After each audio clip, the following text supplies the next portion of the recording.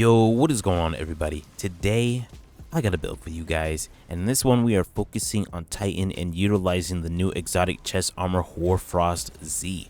Hoarfrost-z replaces your basic Titan wall with a stasis wall instead, and there's a whole lot more you can do with a stasis wall.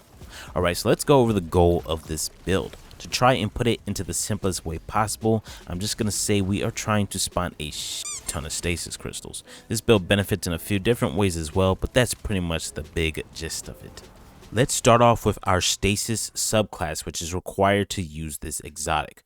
First, we want to equip Rally Barricade. I'll be honest here, we are choosing this because it is 10 less seconds on cooldown versus the big wall, but it's turning into a giant stasis wall anyways that functions as Rally Barricade regardless, so I'm not sure it really matters, but it makes me feel better anyways. Next, for Grenade, you want to run Glacier for obvious reasons. The more stasis crystal walls, the better. For our aspects, we want to equip Diamond Lance and Tectonic Harvest. This is not only going to give us 5 fragment slots, but it's also what makes this build so damn fun. Tectonic Harvest will turn our destroyed stasis walls into stasis shards, which is going to give us a lot of cooldown, and Diamond Lance for the times in between, allowing us to constantly keep our buffs in a loop. Not to mention, it's just fun picking up a lance and chucking the darn thing. For our fragments, we first want Whisper of Rhyme. This will make stasis shards grant overshield. Second, Whisper of Shards, which boosts our grenade recharge rate for destroying stasis crystals. Third, Whisper of Torment, because who doesn't like extra grenade energy just for being shot at? Fourth, Whisper of Chains, which will make us a bit tankier when near our stasis crystals. And fifth, Whisper of Hedrons. This is pretty much a no-brainer. You gain so many stat boosts just for freezing enemies, and you're going to be doing that a lot. For our armor affinity, we are rocking stasis on everything but our boots. For boots, we are using Void. For the first mod slot in all these pieces of armor, I just went for resilience to try and maximize the cooldown we can get for our class ability. But depending on your stats for your armor, this may vary for you on what you need. For our helmet, we are slotting in Power Preservation and Supreme Wellmaker. Power Preservation for extra orbs of power for your teammates when getting super final blows. Supreme Wellmaker for spawning 3 stasis elemental wells when casting our super.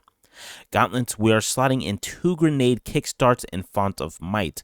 Grenade kickstart will give you, I believe, 25% of your grenade back after use for each mod slotted, adding up to 50% grenade energy back instantly. I don't know the exact percentages, but it appears to look like 50% or at least very close to it. Font of Might is going to give you bonus weapon damage for any stasis weapon if you are using one.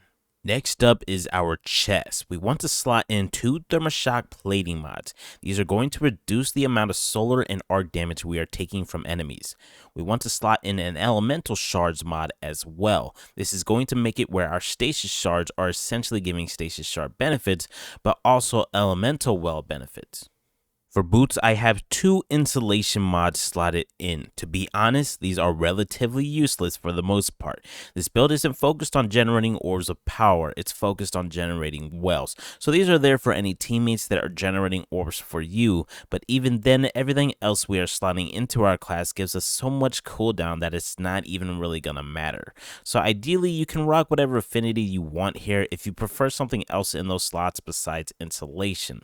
The only thing is to make sure to leave room for our last mod on here, Elemental Ordnance, which is going to spawn an elemental well matching our subclass for grenade kills.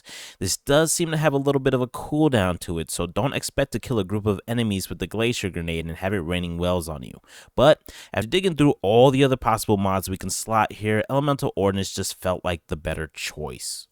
Lastly, for our mark, we want to run 2 utility kickstarts. These function the same as grenade kickstart, except it's for your class ability.